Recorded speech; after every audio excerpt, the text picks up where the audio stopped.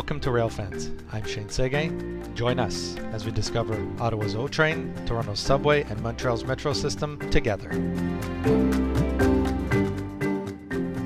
Welcome to Railfans Canada. I'm Shane Segay, and joining me today is Malcolm MacKay, who is the program sponsor for the Ontario Line in Toronto. Thank you for joining me today. Thank you, Shane. Nice to be here. So let's start out by talking about what is the Ontario Line. Well, the Ontario Line is a new subway that's getting built in Toronto. It runs from the Exhibition, which is down near the waterfront, all the way up to the Ontario Science Centre. It has 15 stations on it, and it's 15.6 kilometers long. It's built with a mix of different typologies. It's underground in some areas. It's at grade where we're sharing the space with the existing GO trains.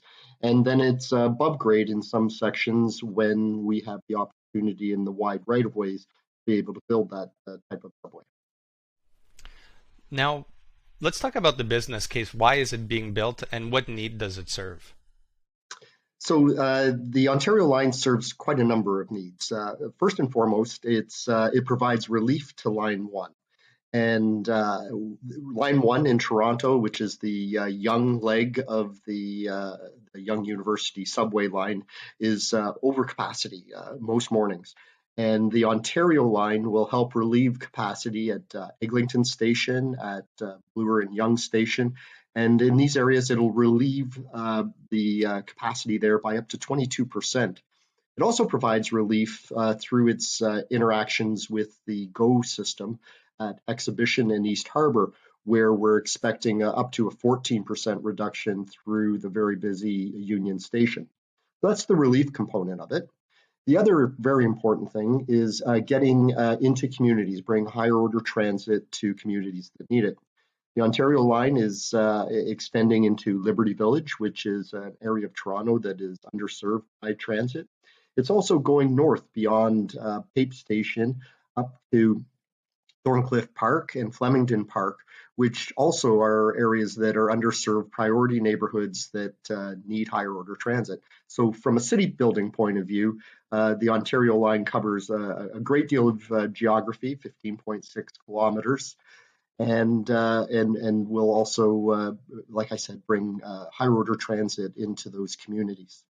The Ontario Line will also provide a lot of network connectivity across its entire length. What it'll do is actually improve the travel times every day for people who use the Ontario Line. From Thorncliffe Park to the downtown Toronto, you'll save up to 30 minutes a day on that ride. The ride end to end, you'll go from a 70-minute ride to a 30-minute ride. So people that are up in the Science Centre can get down to the Exhibition and save 40 minutes. It's an exciting time for travelers and transit users in Toronto to get around faster, get to work, get to play, and get home. Now, you touched a little bit upon where the line is going to be built. So can we elaborate a little bit on this? What path will the line take? And talk a little bit about the underground sections, the elevated sections, and the surface sections of the guideway. What design considerations influenced and guided those decisions to make those portions of the line in those kind of configurations? Okay, very important to any transit system is resiliency. And one of the things that the Ontario Line does is it provides resiliency. It has over 40 connections with the surface transit network. We tie into the King streetcar, which is very busy at both the east and west ends of the major downtown core. We do the same with the Queen streetcar. We also tie into the Bathurst streetcar, the Spadina streetcar. We tie into bus loops up at Pape Station and Thorncliffe Park. So all of that provides a level of resiliency to the network. The design of the subway is, we look at the exact areas where we're running. I'll give you an example. Through the downtown core, it's very, very tight right of ways. There we're underground because we wouldn't be able to build any other way without severely impacting the road network for long periods of time, as well as the transportation network. As we get out a little further to the east, we intercept the existing GO system and the property that's owned right now by Metrolinx. What we're doing there is we're taking advantage of the right of way that's available to us, and it was going to be widened as part of the GO expansion. We're just widening it a little bit more, still within generally our existing property that we own, and we're able to build out the subway at grade through that area. And we're very sensitive to the fact that it is at grade. There is a perception that noise and vibration are an issue. And what we've done is a lot of work there modeling and developing sound labs for the community to be able to go to understand that the impact associated with noise and vibration of this is mitigated, and in fact, in most areas, is going to be quieter than it is today. As we get further north, the right-of-ways become a little bit wider, and that lends itself to being able to run an elevated, above-grade subway system, and that's what we're building when we leave the Minton Place portal and go across the Don Valley over into Thorncliffe Park, Flemington Park, and up to the Science Center. So there's that's the design philosophies that we applied, and we make sure that as we're applying them, that we recognize some of the impacts and challenges associated with each typology, and very actively mitigate those disbenefits or challenges that we have. Now, touching just a little bit more on the underground portions of the line, it's going to be running under Queen Street for a decent portion, and it's going to be tying into some of the existing TTC subway stations. So how is it going to connect to those subway stations, and how deep will it be running underneath Queen Street in comparison to the existing Line 1? Yeah, so those are great questions. So we tie into the TTC existing subway network at 3 locations: Osgood Station, Queen Station, and Pape Station. We're also tying in at the soon-to-be opened Science Center Station, which is the new Line 5 that's going across Eglinton. In all of those instances, we're going to be below the existing stations. So when you get off at Pape Station on Line 2, you will go down to the Ontario line, which will be directly below the existing station. When you get downtown to Queen Station, which is the busiest station in the Ontario line network, you will have the ability to go straight up to transfer to the Line 1, or you can go up to surface level, or you can connect to the path network, all of which are going to remain open during the construction of the Ontario line. Same thing at Osgood Station. We're directly below the existing Osgood Station, which allows for very good connectivity and good transfer time. Now, one of the pieces of news that we had recently was the not all of Queen Street, but a portion of Queen Street is going to be closed for 5 or 6 years' time. So can you just explain to viewers why that's required, and how does that play into the construction of the line? So yeah, we are proposing to close Queen Street for 4.5 years as part of the construction of Queen Station. The Ontario line is the next evolution of the Relief Line South, work that was being undertaken by the city and TTC. At Queen Station, when we were doing that work, that's where I come from. I was the lead, TTC lead on the Relief Line South. We were going to be closing Queen Street also to build our station. Once again, the right-of-ways there are very narrow. So there was going to be a need for a closure there, whether it was the Relief Line South or the Ontario line. But what we've done is we've worked quite closely with the City of Toronto Transportation Services and the TTC to develop a plan to be able to do a closure of Queen Street It allows us to keep Yonge Street open, Victoria Street open, and Bay Street open, which are the north-south running streets. So we do have connectivity through the site.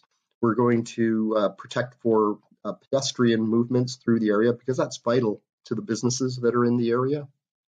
The Hudson Bay, as well as the Eaton Centre and all the various businesses in that area.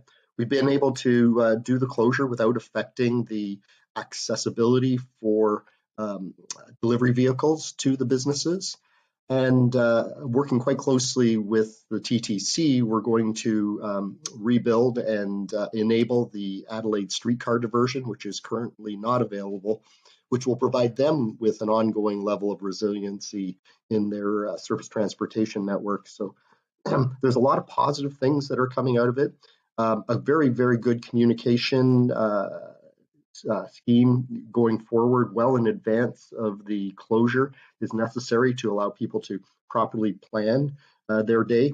And by closing for 4.5 years, we're actually able to deliver the Ontario line earlier than otherwise would have been the case with a partial closure. It was always going to have to be closed at some point in time. It was always going to have either bus routing around the site or streetcar routing. So, we arrived together with the city and TTC on this solution as being the best solution for the community, for the transportation network, the surface transportation network, as well as the construction that's going to be undertaken. So that's how we got there. And, what's very important, as I mentioned earlier, is a very strong communication outreach and engagement to be able to capture from both the BIAs, the business areas, as well as the community, things that we can do to improve the accessibility through the area. Can you also speak a little bit about the surface section, specifically the shared corridor with the GO Transit? How is that going to work? And will the Ontario line use its own dedicated rails, or will it share with GO Transit? Yeah, so through what we call the joint corridor, which is the shared place with GO Transit, the Ontario line will have 2 dedicated tracks running in each direction. GO will have 4 dedicated tracks, and that 6-track configuration will run from the Don Yard, which is the just west of the Don River downtown, across the river into East Harbour Station, and then continue north through the corridor up to Gerrard Station. So there will be dedicated tracks for each mode of transport. And through there, we will have elevated stations at the station that serves Leslieville and Riverside, and also at Gerrard Station. Also, as a part of the Ontario line and GO expansion, we're going to be rebuilding the bridges through that area to provide proper clearances for the road network. And some of those bridges are as old as 1924. So this rejuvenation is important part of work so that the future generations won't have to be dealing with it. Now, finally, let's talk a little bit about the elevated sections. Those are going to be primarily through the Don Valley area of Toronto, which for a lot of people that drive through there, it's a very natural, lush, and in many cases stunning setting for the train to go through. So from an elevated perspective, what kind of experience will riders and passengers have through this section that they haven't had before? It's going to be spectacular. The views back into the city as you're going across the valleys are really going to be stunning, as are the views from Gerrard Station back in the city. There are some vantage points here that are really quite spectacular. Our goal in crossing the valley is to be respectful of the natural ravine that's there, to make the bridge fit into the context of the ravine. Having very narrow spans, minimizing the number of columns that are supporting the bridge structure. All that's in an effort to make the Ontario line fit into the community. And you're right. It is going to be just a spectacular ride across that valley. And we cross the valley at 3 points. We cross the river down at the south. we cross the Don Valley twice up in the northern end of the alignment. Now, moving on now to the rolling stock for the Ontario line. So it was announced that the trains will be automated. So can you talk a little bit about what informed that decision and what kind of benefits and features the Ontario line trains will have? So that's really exciting news. Toronto's getting a fully automated subway system. It'll be driverless trains with platform edge doors. We have three proponents from across the globe vying to bring their trains into Toronto. We have two contracts right now that are in market. It's our South Civils project. They would build the stations and tunnels downtown, as well as the Rossum contract, which is the rolling stock systems operations and maintenance contract. Those are due to close technically in December, with commercial close in early 2022. And that's where the fully automated trains will be purchased through. And it's going to be fantastic. It's a very reliable system. It has the ability to run at 90-second headways to have an increased capacity. The trains are going to be new with Wi-Fi and all the bells and whistles that are associated with new transit expectations of customers. So it's going to be just wonderful ride and the performance of these vehicles. And can you talk a little bit about, some more features about the trains, like the capacity, the length of the trains, the maximum speed that they may reach on the line? Yeah. So the Ontario line is being purchased through a P3 type format. So the rolling stock will come via that procurement mechanism. And the beautiful thing about that is it allows the proponents to define the length of their trains, and they may change throughout the day. They may run 3-car trains during non-peak periods. They may run up to 5-car trains during the peak periods, all in a expectation to be able to have frequent high capacity service available throughout most of the day. And what we're doing there is we're providing platforms that are up to 100 meters long, and that allows for a normal 5-car train to be able to service the Ontario line.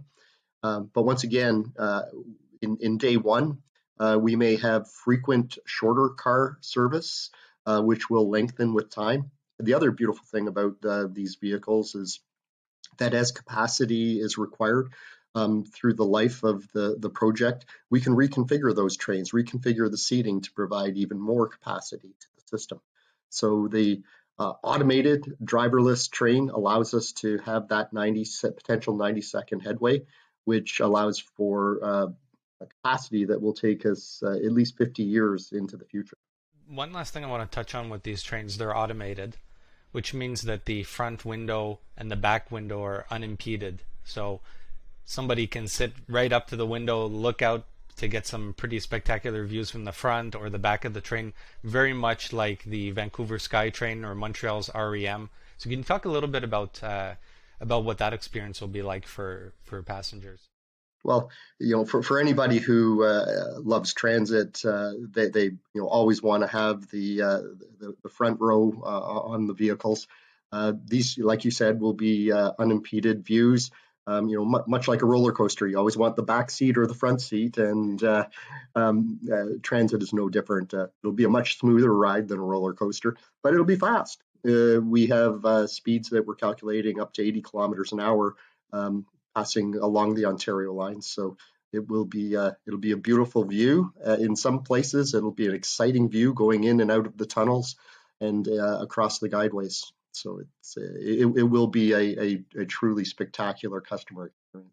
The stations will also be equipped with platform screen doors. Can you talk about what safety advantages there are from that kind of system being in place, and what that allow for the automated train operations on the line? Yeah, the platform edge doors are really quite interesting. They serve a multitude of purposes. Number one, the trains have very precise stopping locations. So that allows us to put the platform edge doors in place and they will open to allow people to embark and disembark.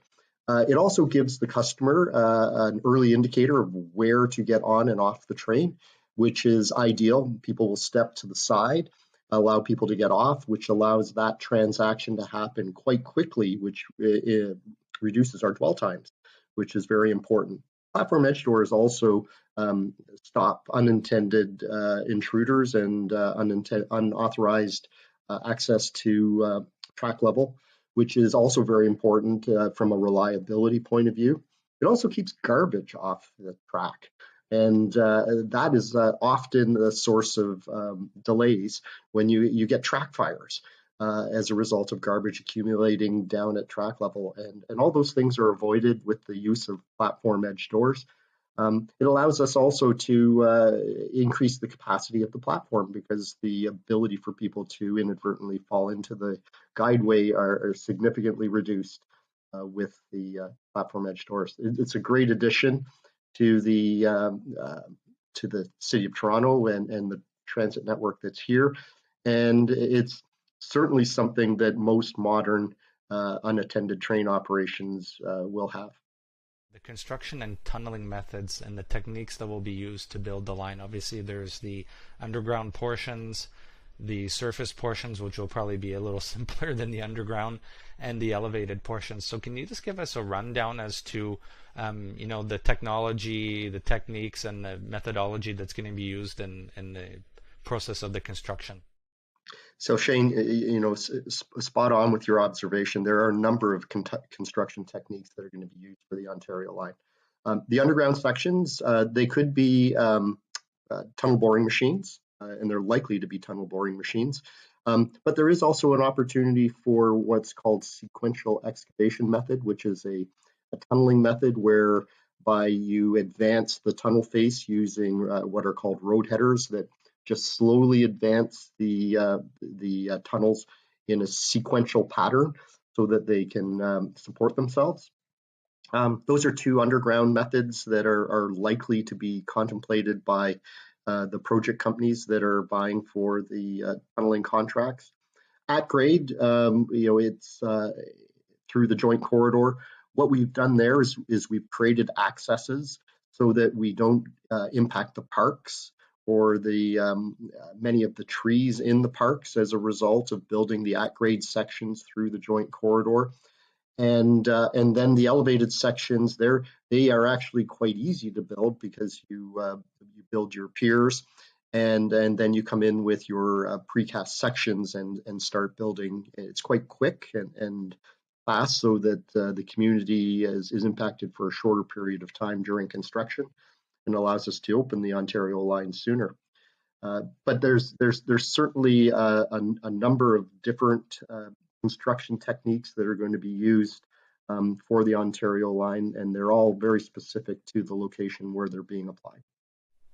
So just want to make a personal observation here. When you mentioned the road headers as a possible method of constructing the underground portion, for those familiar with Ottawa's O train, the downtown tunnel was actually constructed with 3 road headers, and that went quite nicely, very smooth, minimal disruptions and vibration. And the discussion about the elevated sections, we can look at Montreal's REM at how quickly those the piers went up and how quickly the different modules and precast sections are being put in place with the launching gantries and all that. So we definitely have, if those are the methodologies being used or that will be used, we definitely have other experiences that we can look at in Canada to see how successful and how well those came off and were accomplished. So it'll be interesting to see what happens in Toronto. Shane, those are very good observations of other locales that have used similar techniques.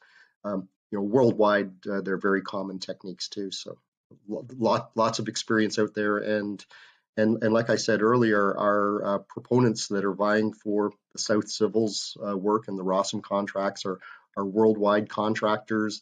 They've teamed and joint ventured, so there's worldwide experience coming to Toronto to build this new subway line. Maintenance and storage facility. So the location at this point that's been chosen is the Thorncliffe Park. Can you talk a little bit about the storage facility, the maintenance and storage facility, and what uh, prompted and informed the decision of the location? Yeah, so the maintenance and storage facility, it's really the heart of the Ontario line. It's where the trains are stored overnight. It's where they're maintained and upkeep is performed. So in order to put service out every morning, you have to have a close proximity to the main line. What we did was we studied the Ontario line from Exhibition all the way through to the Science Centre, looking for suitable size properties to be able to store um, 44 train sets from opening day with a space for additional 10 sets, as well as all the buildings associated with the maintenance and upkeep of the subway cars. So we scanned the Ontario line end to end. We identified 9 sites that had potential. And then we took those 9 sites and we narrowed it down to a short list of 3 sites. We went through a number of iterations of those 3 sites. We eventually landed on a hybrid site, which is using 2 locations to be able to minimize the community impact in Thorncliffe Park while still maintaining the job up in the Wicksteed industrial area here in Toronto. So what we've done is we've landed on a solution that is utilizing those spaces very effectively. We're able to utilize crossings of the Hydro 1 main hydro corridor. And all of that has resulted in a hybrid solution that we're implementing. We have a significant amount of community outreach, business outreach that is ongoing to be able to deliver this maintenance and storage facility, which is being built as part of the rolling stock systems operation and maintenance contract. And without a doubt, building a maintenance and storage facility in Toronto is a challenge in and of itself.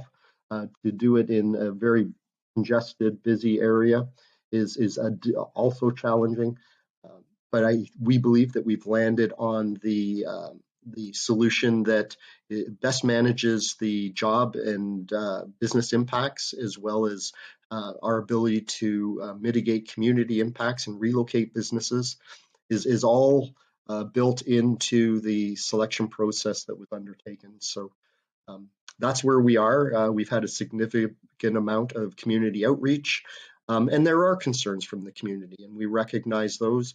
And we're meeting with the community to be able to address them and deliver, as a result of the Ontario line, some community benefits that are much needed throughout the length of the Ontario line to communities that are vital, like Thorncliffe Park, Flemington Park, and Liberty Village.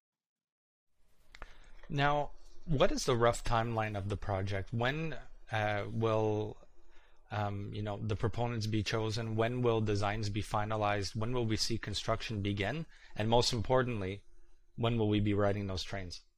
Well, I like to report right now. We actually have started construction in a small way.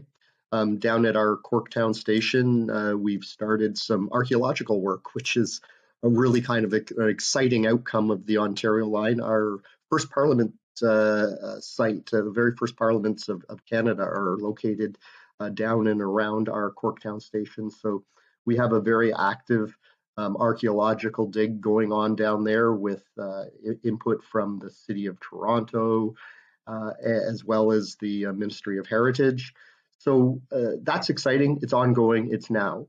We've just recently awarded the contracts, or tendered the contracts, sorry, for the early works at Exhibition Station. And that work should be starting in early 2022. The big contracts, the 2 big contracts that are in the street now, the South Civils Stations and Tunnels contract, as well as the Rossum contract are being developed. The technical submissions are due the end of this year with award early next year. And so that's a big start to the beginning of the big heavy civil construction, which will start in 2023. And with the North civil stations and tunnels contract being tendered immediately following our two big contracts, we're expecting to be opening in 2029 for service, which is the exciting day that the City of Toronto will be awaiting.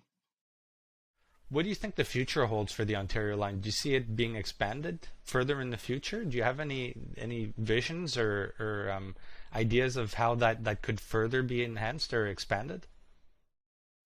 Yeah, Shane, actually, as we were doing the early design for the Ontario line, we allowed for extensions further north. So we actually located the Science Center station on the northeast corner of Eglinton and Don Mills in order to make expansion further north easier, as well as provide good connectivity to the new Line 5, as well as the bus loop.